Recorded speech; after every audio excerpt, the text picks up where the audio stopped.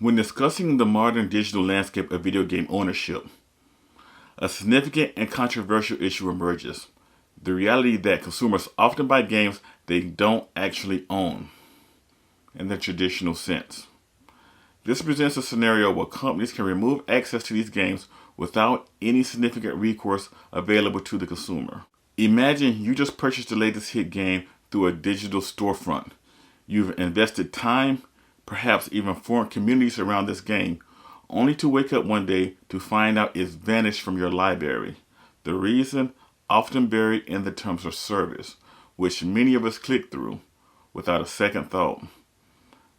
This is the cause that what you're actually purchasing is not the game itself, but a license to access the game, and this license can be revoked.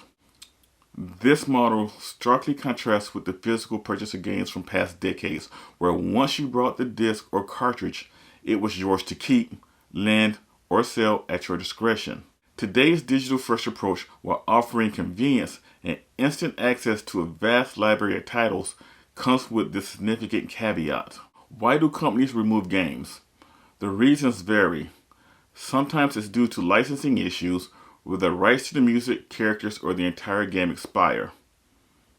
Other times it might be because the game is deemed too outdated, incompatible with new systems, or being pulled to make way for a remastered version.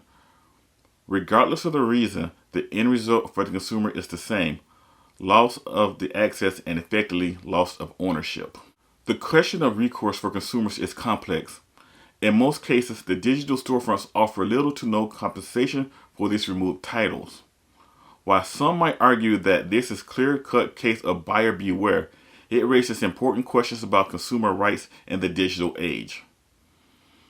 Should there be mechanisms to be put in place to protect consumers, such as refunds or the provision of a downloadable version that doesn't rely on storefront access? This issue highlights a broader conversation about digital ownership and consumer rights. As we move further away from physical media, finding a balance between consumer protection and the realities of licensing, digital distribution, and game development will be crucial. It's a conversation that involves developers, publishers, storefronts, and importantly, consumers themselves. The resolution of this will continue to shape the future of game ownership, accessibility, and preservation in the digital era. And as always, like, share, subscribe, and comment in below. Thank you. Until we meet again.